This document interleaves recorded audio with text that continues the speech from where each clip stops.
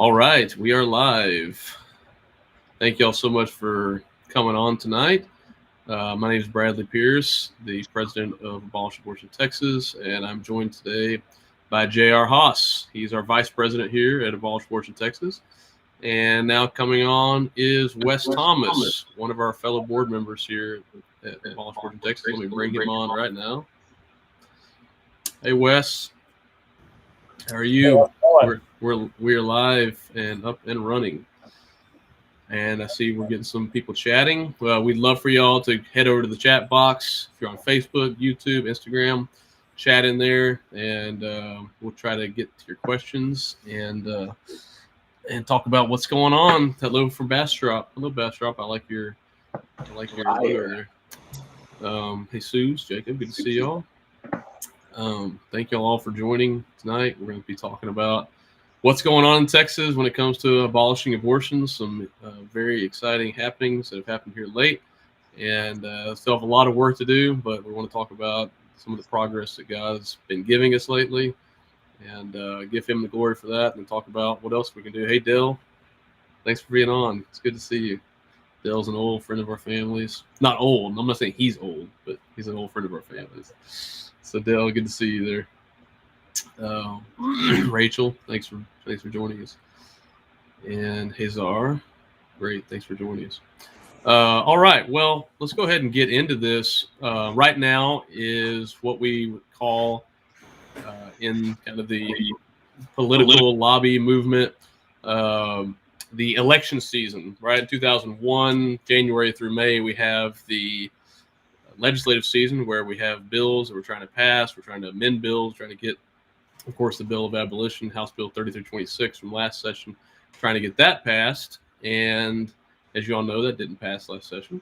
But now we're in what we call election season. And that is the time preceding the elections where it's our opportunity to remind people what people have done who were in office, what they did or did not do. And it's also an opportunity to let people know what new people are doing and what they're promising to do. And so this is a very important time. It's a time that it's important that the right people get elected, that we support and oppose the right candidates, but that's not, AATX does not support or oppose candidates for office. We're a 501c4. We don't do that. But what we do is let you know where the candidates stand and where they're pledging to stand and the promises that they're making. So that's what we do. And the election season is really important because that's when candidates for office, who are going to be, your elected officials, at least one of them, that's when they're the most open to listening to you. That's when they're the most open to listening to us because they want something from us, right? They want our votes. They want our support. They want our money right now. During the legislative session, not as much, right? Sometimes they can just kind of shove you to the side and do whatever they want. But right now, they are listening. And now's our time to talk to them and tell them what we want, what we demand, what we expect them to do as our elected officials. So now is a tremendous opportunity leading up to the Republican primary, currently set for March 1st. I don't think that's going to change. Courts could change it, but set for March 1st, I doubt it's going to change. So we're coming up on that. Now is the time where candidates' ears, politicians' ears are the most open to listening. So right now is our opportunity for the next month to tell them what we want them to do once they get in office, if they get in office, and to hold them accountable for what they did or didn't do when they were in office, when they were entrusted with that, and to expose that and let people know about that. So that's what we're doing right now. We've been trying to work hard to do that. One of the ways that we do that as an organization is by sending out candidate surveys and asking candidates, where do you stand? Do you pledge to abolish abortion? And so we sent that survey to everyone running for governor, lieutenant governor, attorney general, and every Texas House and every Texas Senate seat for the Republican Party primary. Then we'll do that again for the general election for both parties. But right now we're on the Republican primary. So that's what we've been doing. And then we're going to be publishing tomorrow a list of who has answered our survey and who has not. And so we're really excited about that. I may give you a sneak peek of that here in a little bit. So if you want to stay tuned for that, I'll scroll through that. You can see that. But before we get too far into any of that, let me just give JR and Wes an opportunity to say hello here. JR, how are you doing tonight? Doing well. Yeah, I think you kind of opened it up well. We've really been, we sent out our surveys towards the end of last year and given the candidates a couple weeks to return the surveys. We've been seeing those coming in. And then we had a little break today with one race in particular. So, yeah, just excited to talk about that and what that means, really regarding the overall narrative and the pursuit of abolishing abortion here in the state of Texas. And so we'll unpack that as we dig in. But Wes, how are you doing? Doing good. I was just multitasking on my phone here, trying to see how the stream was working because people were saying that there was some echoing. So just checking that out. But yeah, it's been exciting. We've as you guys know, but maybe others don't, we've had a lot of, we've been doing a lot of planning the last few weeks and putting into action our plans. And, like you were just mentioning, the things that some of the things we've been working on a lot and what we devote a lot of time and money to is the candidate surveys. We feel that, from the very beginning, what we've wanted to do was to find candidates that would do good things and then tell people when they did the good things. But the converse of that is, well, if you have people that are doing, things that are bad that we don't agree with, then the voters need to know about that. And so that's one of the things that we do. We do that not just with with elected officials, but with candidates, and we try to put them on record. What will you do when you're in office? How will you be different this time than the last time you were in office? And so that's what our candidate surveys are all about. And we've done them several times now. And I believe this may be our third time doing candidate surveys in some form. It's our second. Okay, well, it feels like a long time. This is our second time of doing official candidate surveys, and we're getting quite a few back, and some interesting answers. And so it's a lot of work and takes a lot of time.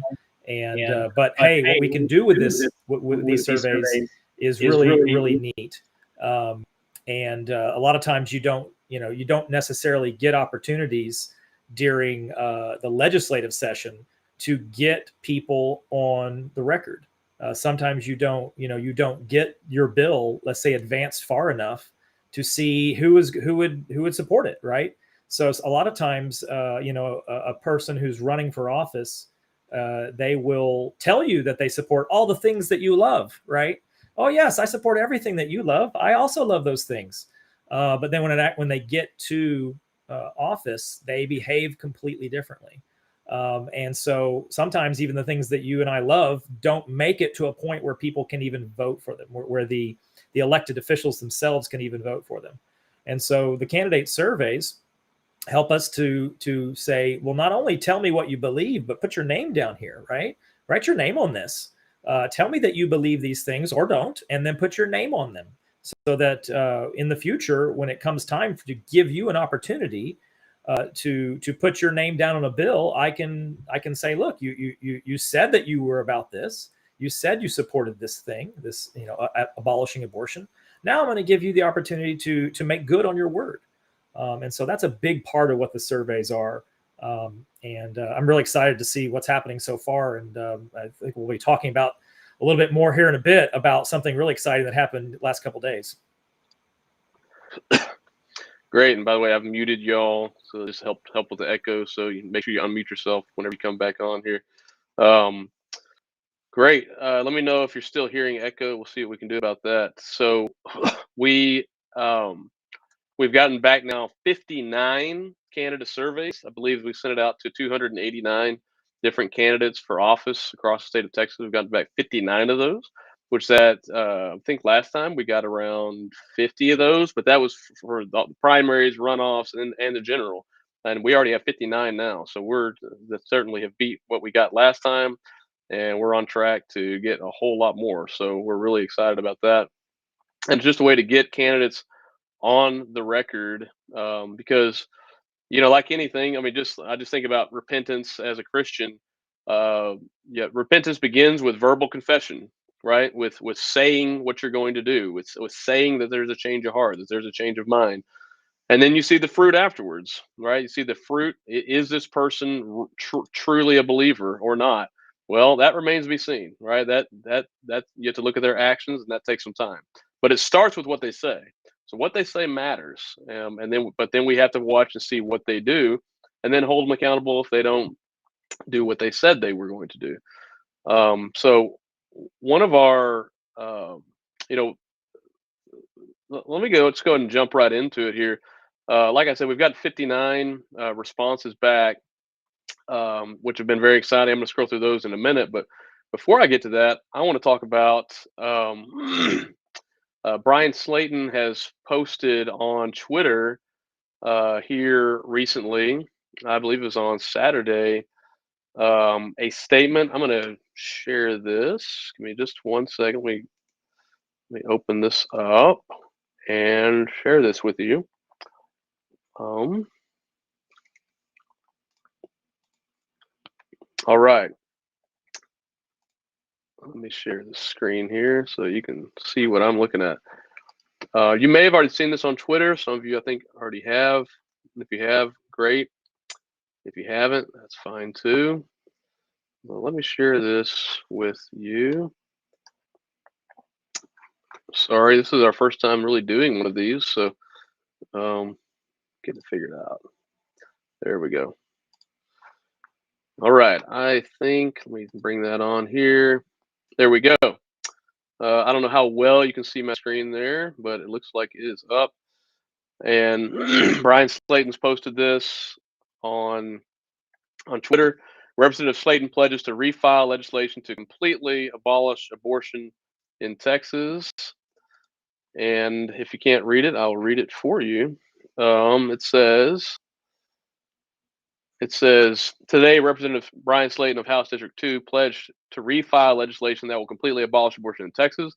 The bill, which Representative Slayton filed and fought for during the 87th legislature, will end discrimination against the life of innocent children and will guarantee the equal protection of the laws to all Texans from the moment of conception.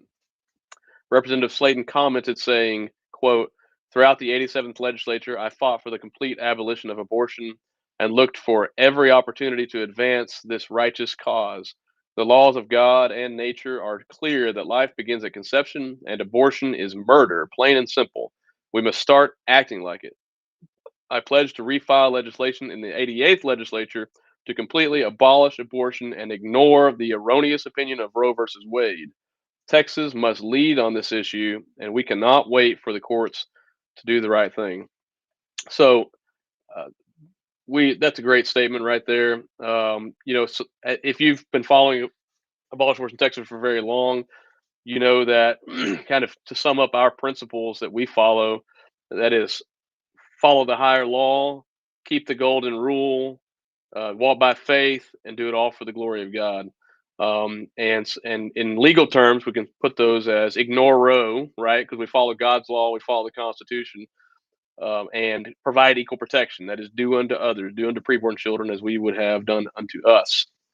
And so, Representative Slayton, his statement here touches on all of that. Guarantees equal protection, ends discrimination. Abortion is murder, plain and simple. Ignore the erroneous opinion of Roe versus Wade. Don't wait for the courts, and do it because the laws of God and nature are clear that life begins at conception. So that is a great statement there. Wes, you want to chime in on that? Okay, you just want to unmute. Great. So we're really grateful for that statement that he's put out there. And what's exciting, what we wanted to let you all know about, and again, you may have already seen this, and that is that this did not go unnoticed by others. Others have chimed in here. In fact, I'm just going to press back here on my screen, and you'll be able to see that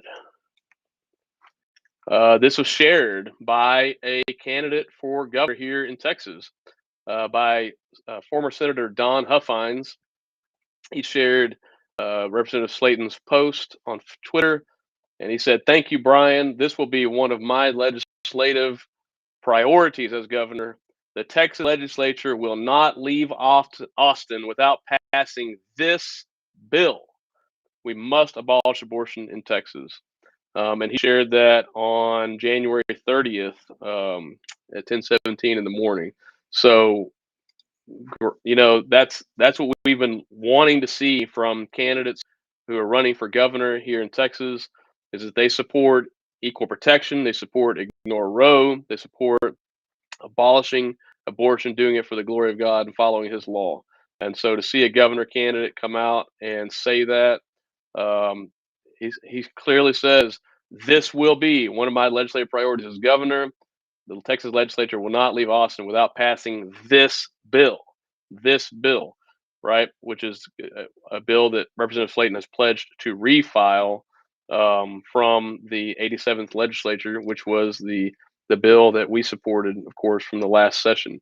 So we're really grateful to see that, and but it doesn't end there, actually. So former Senator Huffines was the first one to kick this off, but he wasn't alone, because once he started the dominoes falling, then others decided they were going to chime in. I'm going to slide this over. Another one of the leading candidates for governor here in Texas, Chad Prather, he shared just, let's see here, the next day, now January 31st, he shared Representative Slayton's post and said, 100%. Thank you, Brian. So that was great to see. But the dominoes didn't end there even. We even saw another leading candidate for governor of Texas, and that is Alan West. He also shared, again, just a little bit after Mr. Prather, he shared and said, "When elected governor, I look forward to supporting and signing Representative Slayton's legislation." So that is really exciting to see, that, for us, what we really want to do is create an environment in which every single candidate running for office, especially every single Republican candidate, has to talk about abolishing abortion, and they have to support abolishing abortion, and it needs to be a central issue of running for governor. And so to see all three leading candidates who are running against Governor Abbott for the Republican Party primary, to see all three of them come out and talk about, not just talk generally about abolishing abortion, but to talk specifically about this bill, equal protection, following God's law, ignoring the courts, that is really, really encouraging. JR West, do y'all want to chime in on any of that? Can you hear me? I'm muted. Go for it. You have to unmute me. You're unmuted. We're all hearing you. Very good. I had a pop-up saying I was still muted. So before we dig into where we're at, I think maybe we take a quick, brief look at where we've been. I don't know. I know many of y'all that are probably listening to this are familiar with our dear friends, the Thomases, and are familiar with Jeremiah Thomas's dying wish and his opportunity to talk to our current governor, who promised Jeremiah that not only would we be seeking to abolish abortion, but that his wish was granted. Right? Our governor told Jeremiah that his wish was granted, and yet here we are. Is this 4 years later, guys? I believe 2.5. Yeah, we've been through 2 legislative sessions where this current governor has had a chance to bring top emergency items before the legislative body, and he is, in the first year, right after he spoke with Jeremiah, he failed to discuss abortion at all. He didn't make it a priority for any kind of legislation to come through that body.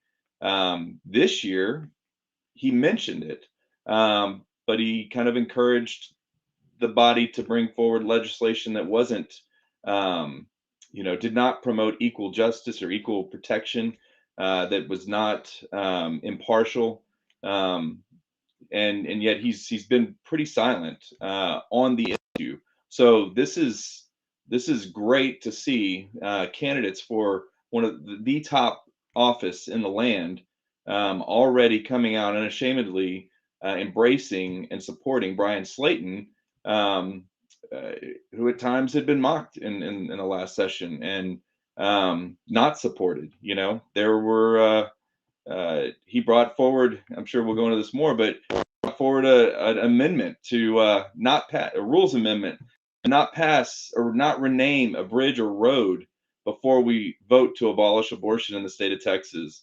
And even then, he didn't get a majority of Republicans to support him. And yet now we have candidates for governor that are already publicly saying we want to support the work that Brian Slayton is committed to doing. And so this is a huge advancement. You know, if you're listening right now, I can't not stress enough. You find out, has your legislator or your representatives, whether it's local, state, or national, if your candidates have not filled out our survey and you want to know where they stand on abolishing abortion, or you know, if they're going to actually just campaign on, you know, lowering the number of abortions, or are they actually going to work towards ending abortion and outlawing it altogether? You need to, we'll probably drop down here in the link for you to go and see who's currently filled out our survey. You will have an opportunity to send that survey to your candidates and let them know that you want to hear from them and you want to see their name on our list, you know, so we know where they stand, and so that we can, you know, support them and also let them know that that this is not something we're going to continue to sit by idly. We're going to continue to advocate. We're going to continue to seek to call our legislators, our magistrates, to establish justice in this land. You know, not to throw too much out at once, but there are many today that would celebrate some legislation that was passed in the last session, and they would claim that they've saved 60% of babies. I don't know where they get that number from. It's great to speculate, but even if we took them at their number, even though it's improbable and not likely, understand if there are 55,000 preborn children reportedly murdered every year in the state of Texas, we're still leaving 20,000 lives on the table. And yet people are taking victory laps right now. They're patting themselves on the back. They're not talking about ending abortion. And it's not okay. It's not enough to only defend or make it a fine to murder children who have hearts. That's not what we're called to do. We're called to treat all men as equal and to offer equal protection for all men, not just for people that are outside the womb, but people that are in the womb as well. So to hear these men that are running for, again, this top office and that are showing their commitment towards supporting the work to abolish abortion, this is a surge. This is momentum. You as voters, you as constituents in these various precincts, you need to get a hold of our survey.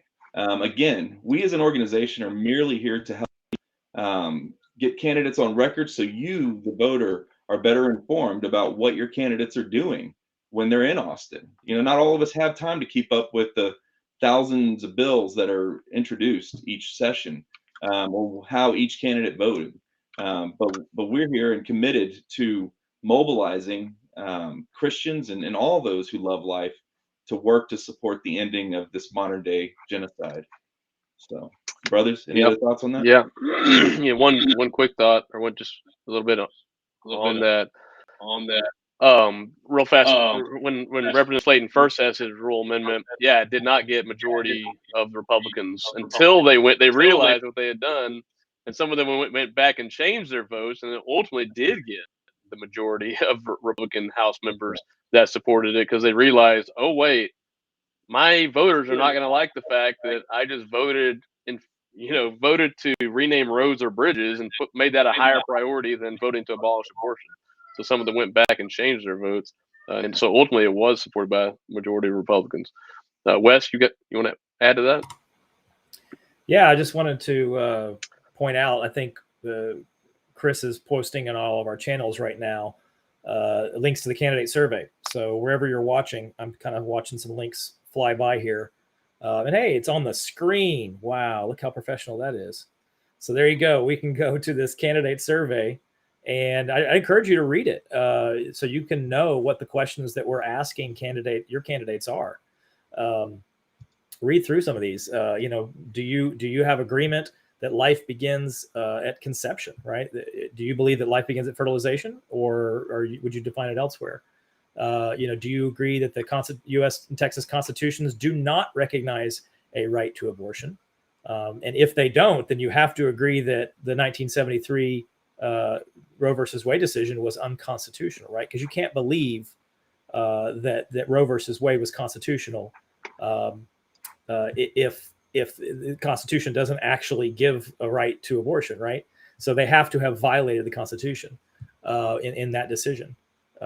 So do you agree with the equal protection principle of the Republican Party? So in the Republican Party, we have a principle. It says we believe in the sanctity of innocent human life created in the image of God, which should be equally protected from fertilization till natural death. That is a great statement in the Republican Party platform. Do you agree with the abolition plank, which is in the platform, which is noted there and supported and quoted there rather? And then we start asking some things about what they would do. Would you? Oh, thank you, Bradley. This is the actual survey the printed survey that we sent to them. Would you agree to publicly call upon the Attorney General of Texas to issue an opinion concerning Roe versus Wade, that Roe versus Wade is unconstitutional? That would be a great thing that we would love to have happen. In fact, we have filed legislation before stating that Roe versus Wade is unconstitutional. We would love to see, the Texas Attorney General, which claims to be against abortion. Well, then, if you're a Republican and you're against abortion, and you don't believe that the Constitution grants a right to abortion, but protects life, well, then why wouldn't we just go ahead and say that, right? Why wouldn't we just go ahead and declare that as a state? What's stopping us from doing that? What in our principles or values prevents us from just saying that it's unconstitutional? Because we all believe that it is, right? So that's kind of what that question is geared towards. And then finally, question 7. Would you agree to oppose legislation that discriminates against any preborn child, and violates the U.S. Constitution by denying that person the equal protection of the laws? So basically what we're saying is, look, would you agree to oppose legislation which violates the Constitution, right? If it does not treat a preborn child like a born child, meaning they're of equal worth, equal value, and should be protected by the law equally for what occurs to them, then you are in fact in violation of the Constitution, because the 14th Amendment says no state shall deny to any person within its jurisdiction the equal protection of the laws. So when we pass legislation in our states to comply with Roe versus Wade, that legislation, which almost all pro-life legislation that we read and we see and that has been passed over the last 40-something odd years, does not comply with the Constitution. It violates this statute, the 14th Amendment. Almost every single one that is of substance that deals with the abortion issue itself. They all violate this. They all violate the 14th Amendment. And we should stop voting for legislation and passing legislation that violates the Constitution while simultaneously claiming to want to uphold the Constitution. That's very hypocritical. And so we asked them that, would you be willing to oppose legislation which violates the Constitution? I mean, you should answer yes to that, right? You should oppose those bills which violate the thing which you believe gave power to our government, right? That formed our government, that formed the institutions which we believe uphold the rule of law. Well, you should oppose things that undermine the very foundations of law in our country. You should oppose things that undermine that. And so we think these are very simple questions. A lot of them are based on the Republican platform. And so we are asking candidates who are running as Republicans, are you a Republican? These are Republican ideals. This is what the Republican platform says. This is what the Republican principles say. This is what the Constitution says, and the Republican Party says they want to follow the Constitution, right? And you're running as a Republican. You're claiming to support these values. Do you? Okay, we want you to go on record about that. Put your name here. This should be very easy. And then if later on you don't, we want to let your voters know about that. And so that's what's going on with this, with the questions on these surveys.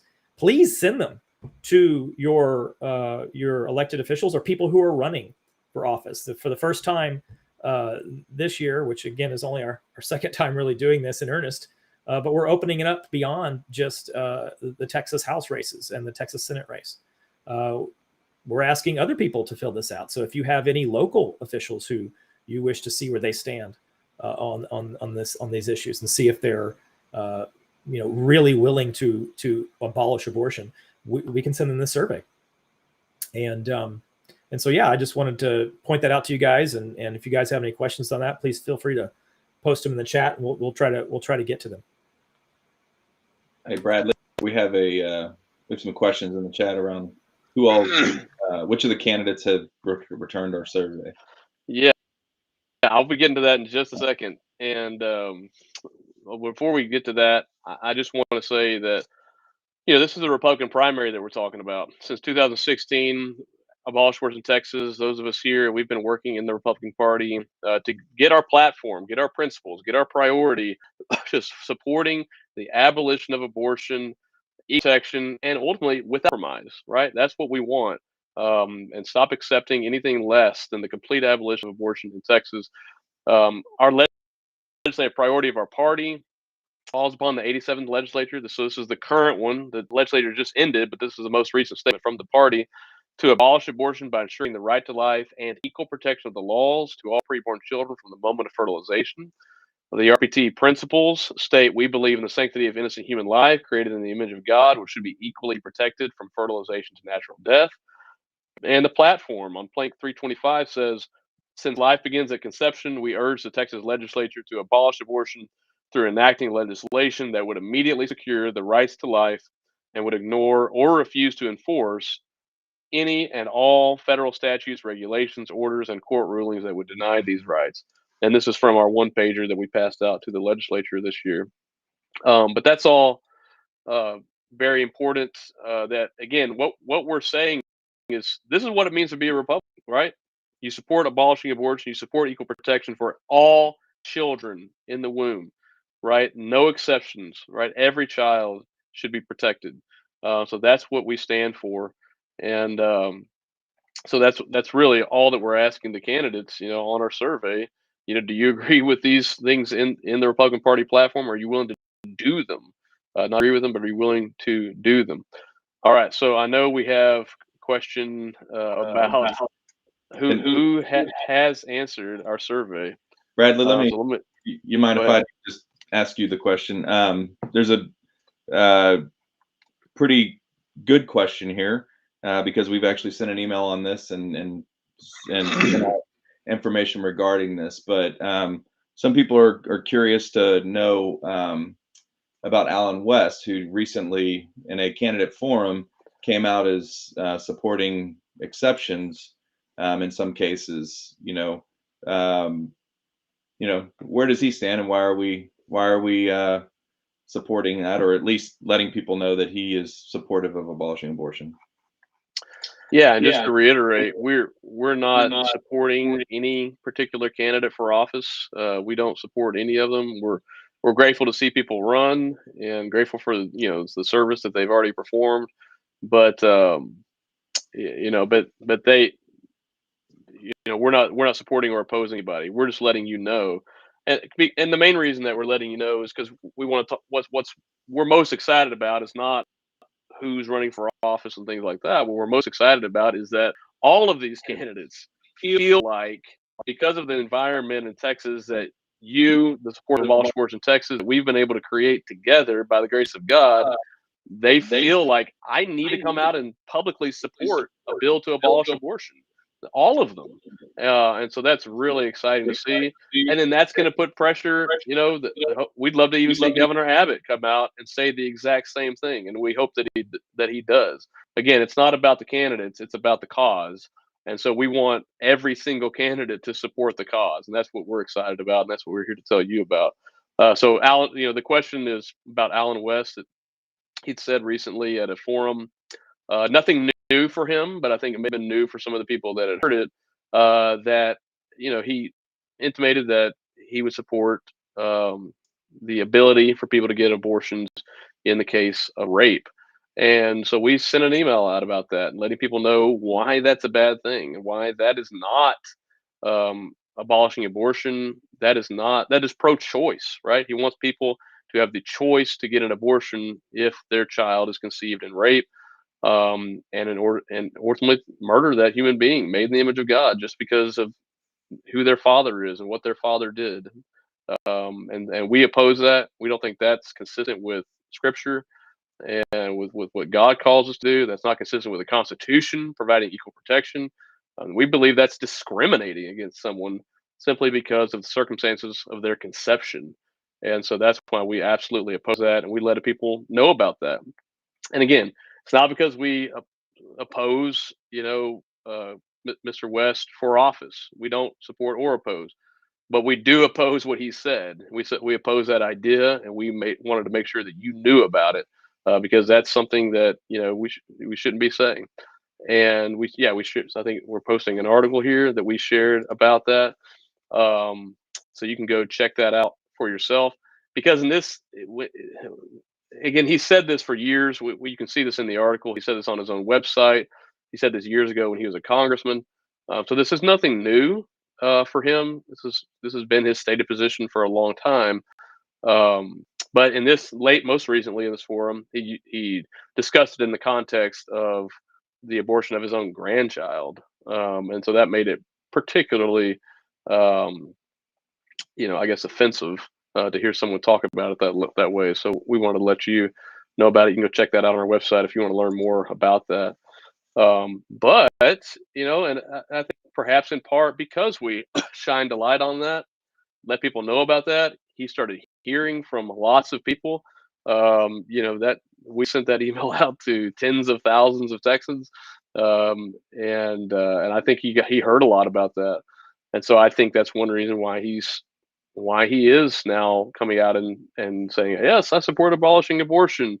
It's because of what he's hearing from you, right? What he's hearing from the people that we let know about what he had said, and so that's just an indicator of the impact that we're able to have together. When we let you know about where candidates stand, and then you let those candidates know about where you want them to stand, how right now in this election season, how they'll shift, right? When they hear from you, the voter, they'll shift. So that's why this is so important, not just for Mr. West, but for every candidate. And let me go ahead and just flip over real fast. I know people were interested to see how candidates are, who else assigned these surveys. So I'm going to flip over to show you some of that here. Let's see here. Make sure I'm on the right screen. All right. Let's see here. All right. Yes, we are.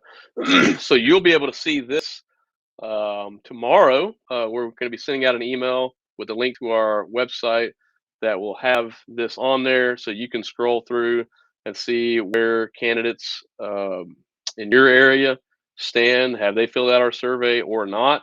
We're not publishing all of their answers to the survey. What we've communicated is that your answers to the survey are confidential as far as we're concerned. You can certainly ask them about how they answered, and you're welcome to do that. But if they break their answers, if they violate their pledges that they've made, then we'll definitely be letting people know about that.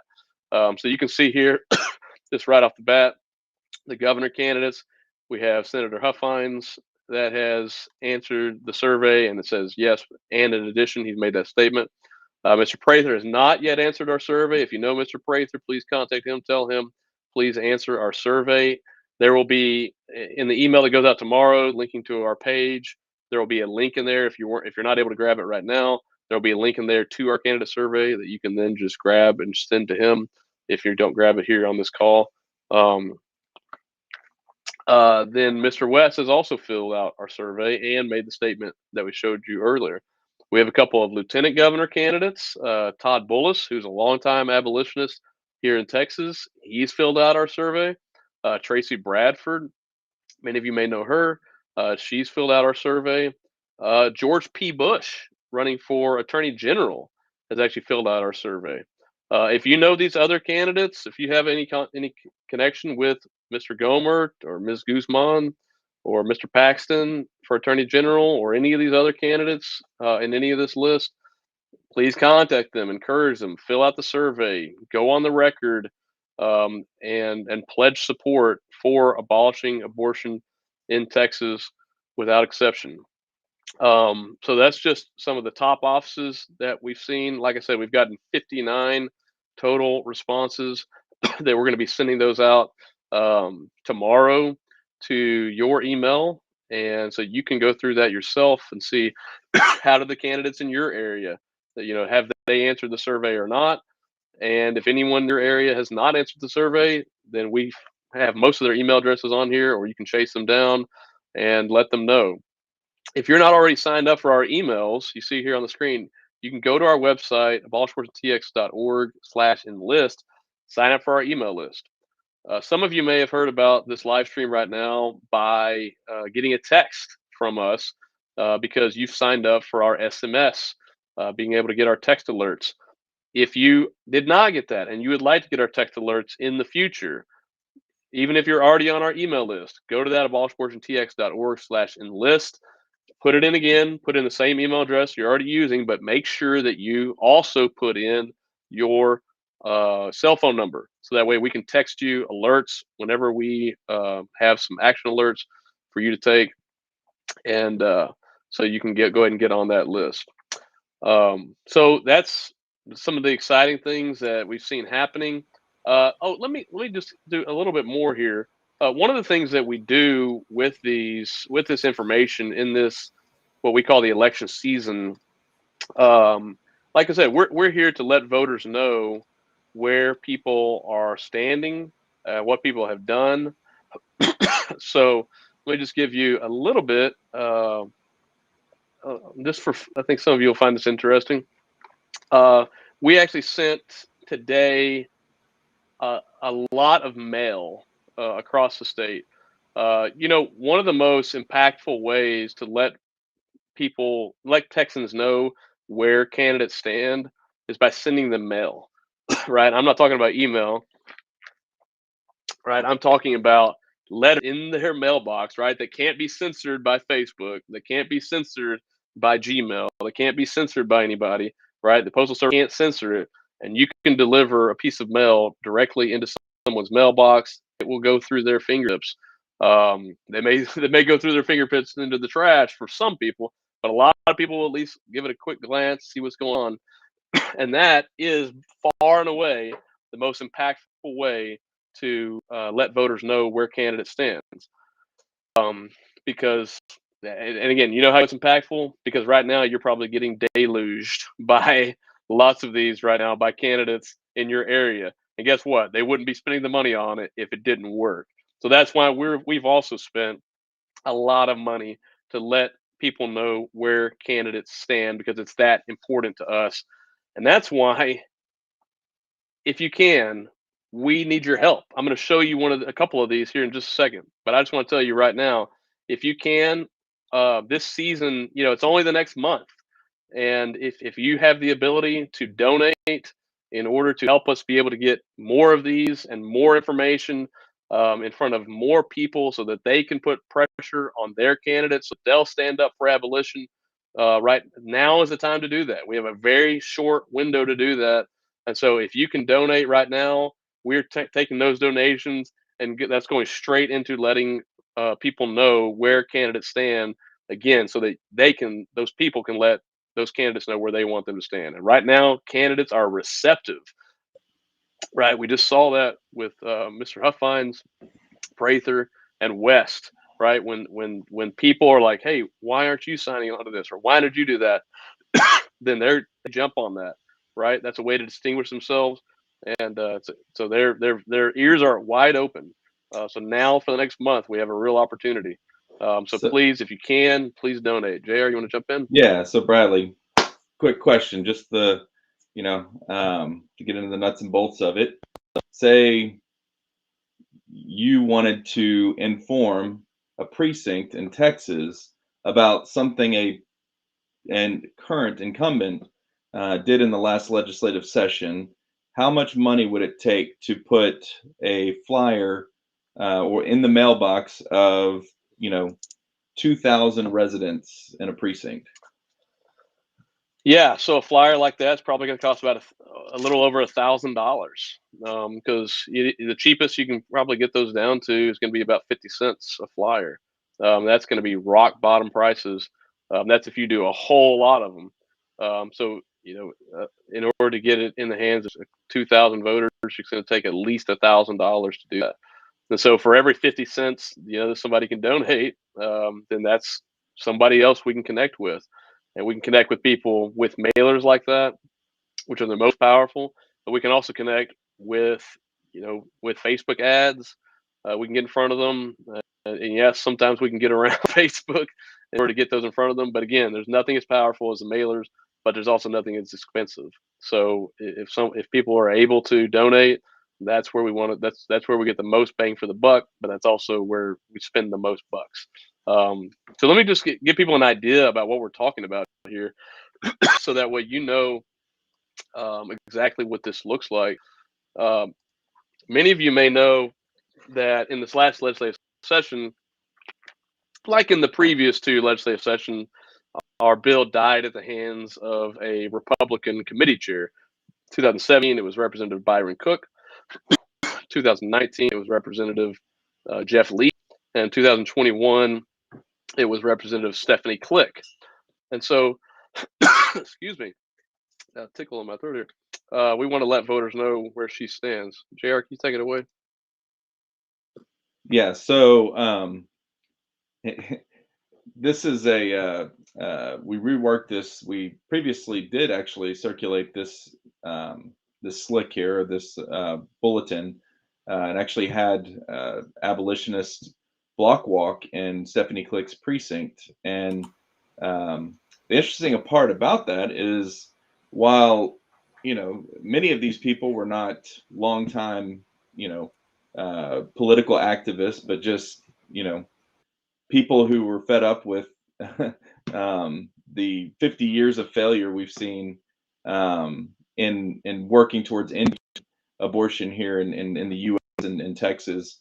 Some people move beyond that, move beyond even just giving, and actually mobilized. And we took about, I would say, 40 people to our district and distributed about, I think we only got about 2,500 out that day, but this made a ton of noise in Stephanie's district.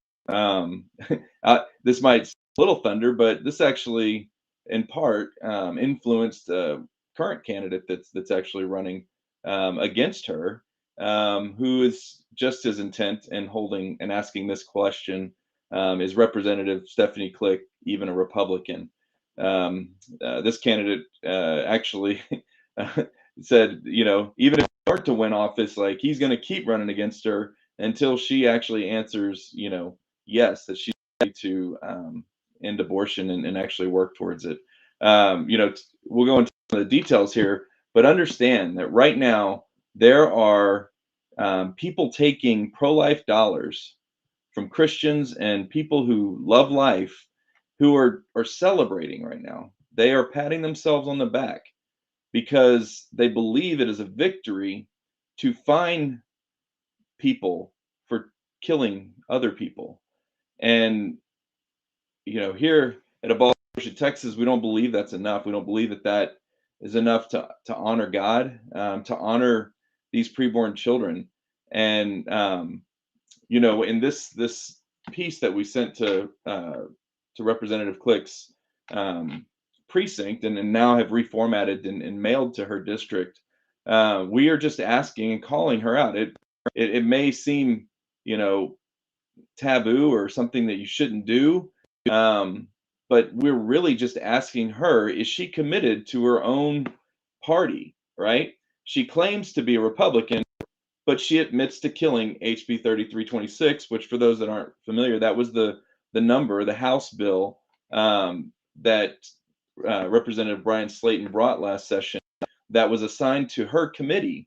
And while that bill was in her committee, for those that aren't familiar, the chairperson has complete power to either bring the bill up for hearing and allow the public to come in and testify before the committee, and then to allow the committee to vote and move it on to the next step of the legislative process, or that chairperson, or in this case, Representative Click, can just table that bill and effectively kill that bill. And so here, she, in the last session, did not even bring that bill up for a hearing. And just to look back 2 years previously, we had another Republican, Christian conservative male or man by the name of Jeff Leach, who also had this similar bill in his committee, and he at least brought the bill up for a hearing, which provided the opportunity for Christians around the state to come and testify from 6:30 in the afternoon till 3:30 in the morning, overwhelmingly in support. I think there were less than eight people testifying against the bill, and yet it didn't take one Democrat or one pro-choice legislator to vote against that bill. It merely took the one Republican committee chairman to kill the bill. And so again, not only in the last session did we go to Stephanie Click's district and hold her accountable, but we're wanting our voters to know, as they're going to the polls here in March, that they are voting the incumbent that they've been voting for a long time, that's been representing them, who is celebrating the passing of the Hart bill, that she is inconsistent and actually works against a bill that would protect all 55,000, at least legally. And as much as the government can protect preborn children, she's working against that. She's working to suppress legislation that would treat our preborn children as equal, and would actually protect them under the law. Bradley, you want to go into that more?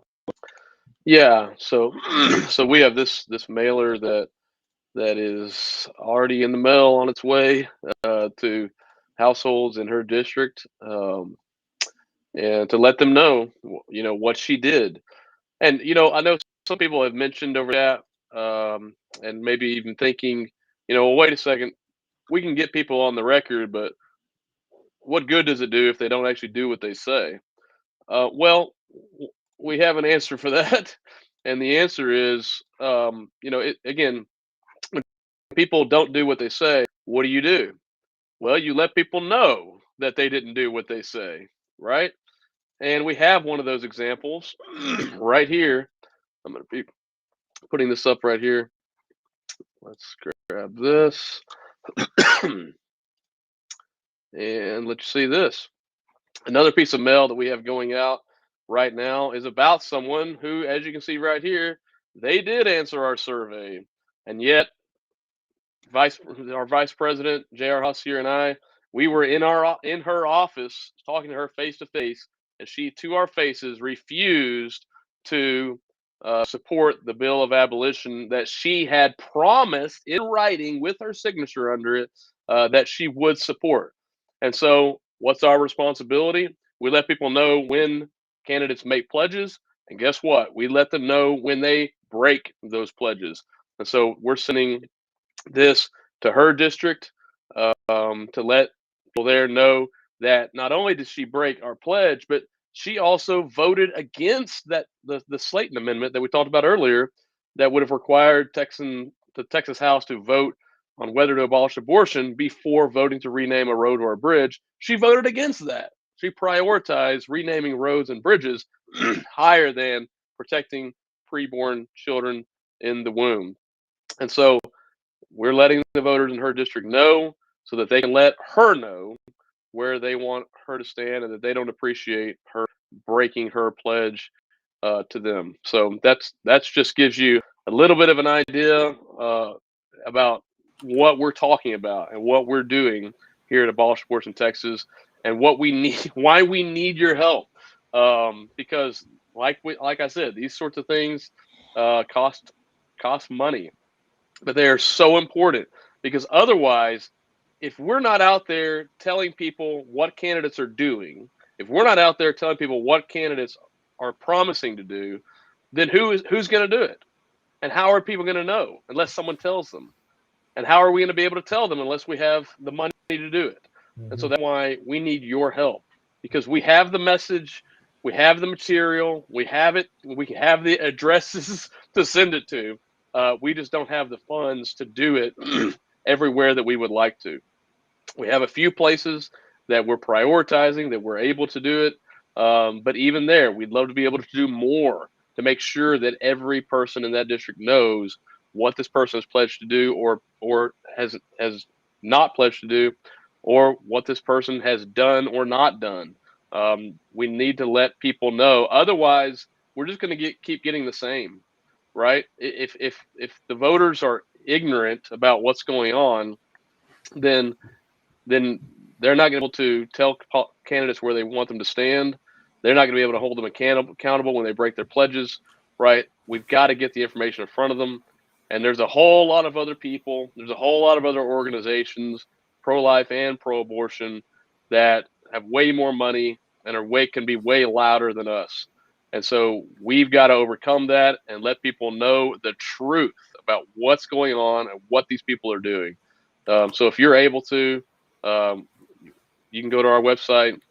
We drop a link here, and you can go there and donate and help support it, so that we can let people know. Again, the sooner the better, because this is we have a month here, right? And early voting starts the 14th. And again, it's not about the voting, right? We're not about who people vote for, who people don't vote for as an organization. Of course, I care about that personally, but as an organization, we're not supporting or opposing candidates. What we're here to do is educate. We're here to let people know what the facts are, where people stand, what they've promised to do, and what they have done. So if you can donate for us to be able to do that, please do. The sooner the better. The reason I mentioned early voting is because right now, like I said, is when the politicians' ears, when the candidates' ears are the most open and receptive, and when their mouth is the most open to making promises that then we can hold them accountable to keep if they get elected. So, we don't have a lot of time. We've got to get that in front of them ASAP. So if you can donate, go to that page right now and donate whatever you can. We're gonna use it to do what you've already seen, and the impact that you've already seen coming from the governor candidates. Hey, Brad, I'm just going to tell them, they can be certain, friends, that the hundreds of $1,000s or millions of dollars that are being raised across this state in support of these candidates, they're going to be spending that money on this exact sort of mailers.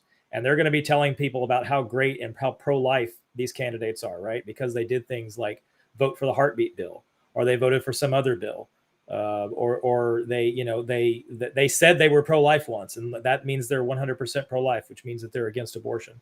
So we don't have that kind of funding, and there aren't that many abolitionist organizations that are doing this in Texas, and so we're not going to despise the day of small beginnings, but a large portion of our expenses are going towards this. If you were to look at how we're spending money, we're spending a lot of money on trying to get bigger, to reach more people like y'all. But then we're also, the other really big expense that we're making is sending out this sort of information, because that is the bread and butter of what we're about, is letting the voters know how their elected officials are what their elected officials are doing, and does that line up with what you want, or does that line up with what they promised you they would do?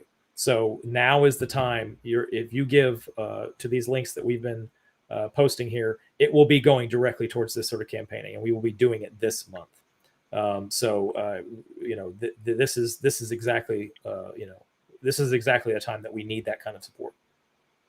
Yeah, and just to reiterate, I mean, I like to.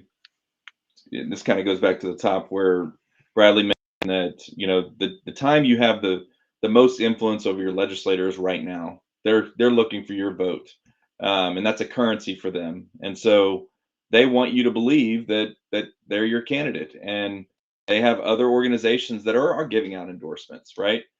We are a little unique in that we don't give endorsements, and there's a big reason for that, because we don't want you to just do what we tell you to do, right? Hey, candidate A, B, and C, vote for them. Just trust us. No, what we've done, and what we're doing is being transparent. We are asking candidates questions that we believe you guys want the answers to, and we're allowing you to know where they stand and what they're committed to doing. And now, if they return a survey and they don't keep their commitment, we're going to hold them accountable and let you know, so that you can turn out, you can tell your friends, your neighbors, and you can hold them accountable at the ballot. But at the end of the day, there's two things going on here. Ultimately, it's votes that are the currency that keep candidates in power and keep them writing laws, and that continue to prolong establishing justice here in Texas and in the U.S. More broadly. And ultimately, it's about mobilizing people, informing them of how candidates are voting. What are your representatives doing while they're in office? And what we're telling you is it is going to take money. It is going to take sacrifice. I mean, it is sacrifice away. Whether you're able to give to this effort, or you're willing to give your time to this effort, we need both. And it's not about what any one of us can do, but what all of us can do together, right? We each need to build a network in our local precinct, in our counties, you know, telling people and sharing this information about how their candidates have voted. You know, we get to all this builds up to the legislative session, right? It's a 2-year cycle. And for many of you that are probably listening to this, you've been there. You know, you've stood in a legislator's office, and you've knocked on doors, you've emailed, you've called, and they just give you, you know, that handshake, and they're just like, oh yeah, well, good to see you. Oh yeah, I'm the most pro-life candidate. I'm the most pro-life legislator, you know. Of course, yeah, I'm gonna definitely support the pro-life bills. And then next thing you know, you look at the HB 3326 and you don't see their name on there, and you're like, wow, I thought he was the most pro-life candidate I knew. Why is his name not on the bill that would actually protect all children in the state of Texas? And the truth is, because it doesn't cost him anything. He knows that he can not support a bill that would actually end abortion in Texas, or she knows that they can kill a bill in committee and they can still get reelected. And what we are trying to convey to you is we want to educate you, and for you to educate your neighbors and your network and your community around you, whether that's through your own time, showing up to different meetings throughout your local area. All that is, I like to liken it to kind of a baseball analogy of like a farm league. It's like we start in precinct and we do the work, and there's nothing glorious about it. There's not a lot of you know, notoriety. There's not a lot of fame.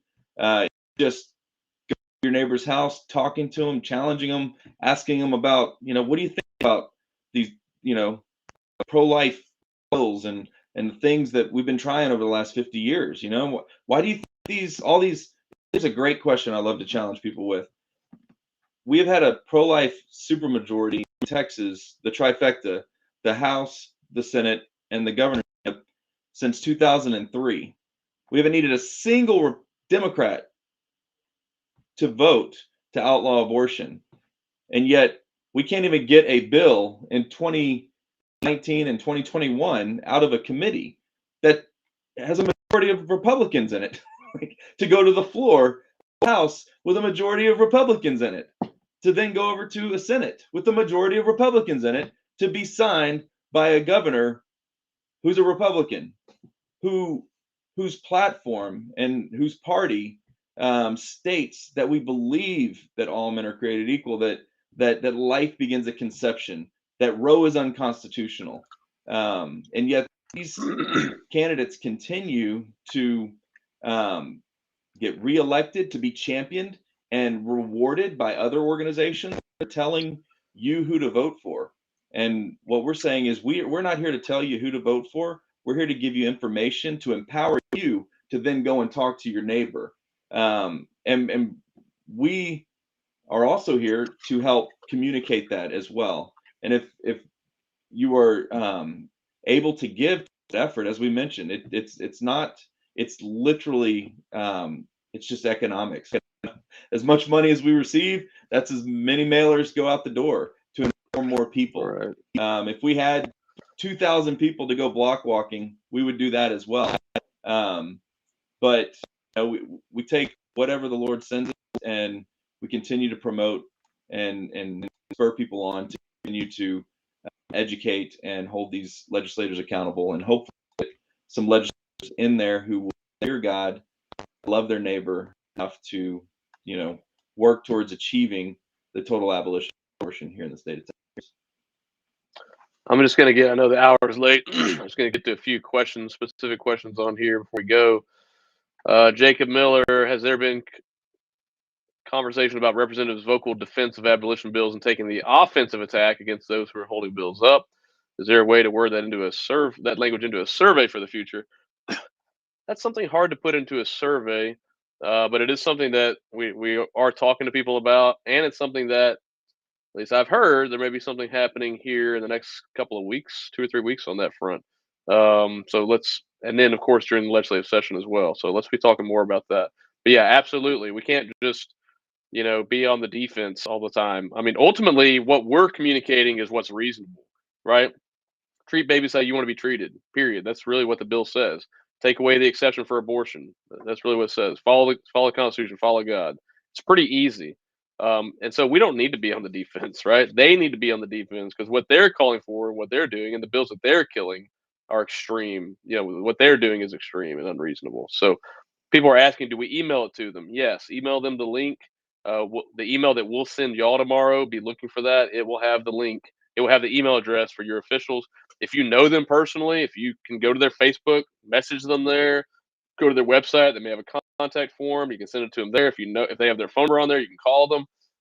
All of that. The more ways you can reach out to them, the better. Let's see here.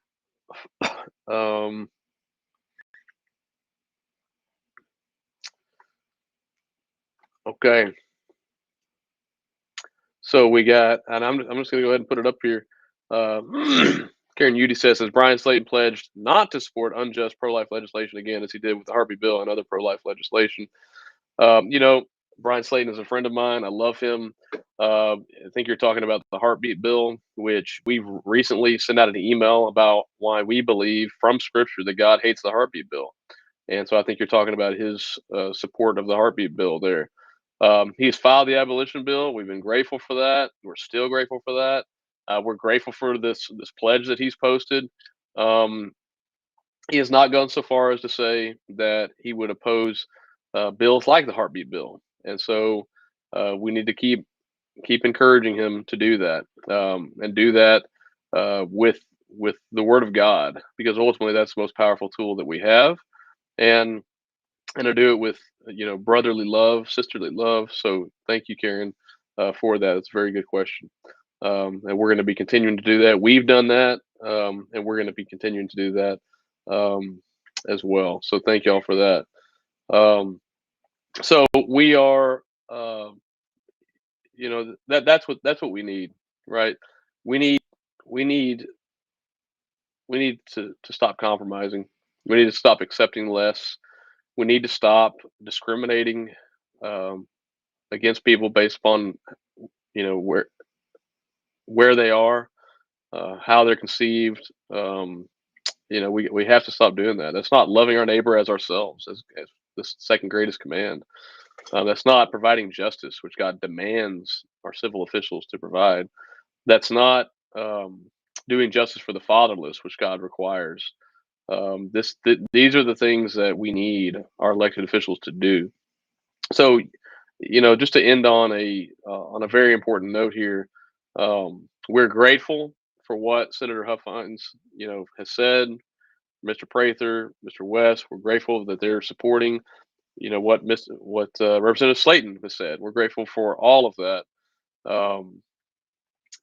But we need even more, right? We need to be uncompromising when it comes to compromising on the lives of preborn children, compromising on the image of God and the value, compromising on justice, compromising on equal protection and the Constitution. We need to stop compromising on that, and we need to demand nothing less than the complete abolition of abortion in Texas. If you don't know what I'm talking about, I'd encourage you to go to our YouTube channel, check out the video, "Does God Hate the Heartbeat Bill?" Talks about us wandering the wilderness for the last 49 years as a pro-life movement. Go check that out, see what we're talking about. We can have a blog post on our website if you prefer to read. Sometimes it can be a lot faster to do that. So you can go check that out. But we really do believe that the heartbeat bill is not the solution to the problem. The heartbeat bill and other bills like it are the problem, right? They just perpetuate the Holocaust that we've seen. And so we appreciate, the heart of many people, no pun intended, behind the heartbeat bill, their motives, we believe are good, right? They want good things. But the Bible says that, there's a way that seems right to a man, but it's in thereof his death, right? So we need to not just do what we think is right. We need to go to God's word and say, God, what do you say? How do you approach this? What should I do? And that's what we should do. And that's what we should call on our representatives to do, and not to take any excuses for anything less. So that's what we're about as an organization. We want your support in that. We want your prayers in that. And yes, we want your financial support, because that's the fuel that allows us to do the things that we do. So if you can donate, please do. If you can't donate, we totally understand. But please do what you can, even if you can just do $5. Just every little bit helps, and every little bit is just so encouraging. Every single donor that we have, whether it's a $3 donor, I think that we've had, or someone who can give much more, we're super grateful for everybody who can give, and it just really means a lot. That you're, put your money where your mouth is, and that's what we want to do. Actions speak louder than words. We want our civil officials to act and not just talk. We need to be willing to do that ourselves. And so, all right, well, the hour's late, and I'm very grateful for everybody coming on. Wes, JR, thank y'all for coming on as well, and look forward to the next update. So praise God for the exciting things that we've seen. I hope that we all do that and pause, celebrate the progress, but at the same time, it's not over. Babies are still dying every single day in our state and across the country and across the world. So we do need to celebrate what God's done, but we can't stop. We can't stop. We've got to keep pushing, keep sowing the seeds and trusting Him for the results. And He's the one who gets the glory for all the results that we're seeing or ever will see. So thank y'all for joining us. Have a good night. My wife and I are going to go have a baby tomorrow. Or she's going to have the baby, but I'm going to be there holding her hand. So please be praying for us. We're very, very excited about that. So please be praying for baby Pierce, and I'll be letting you know about baby Pierce soon. But thank y'all so much, and y'all have a good night. Take care. All right. Good night, everybody.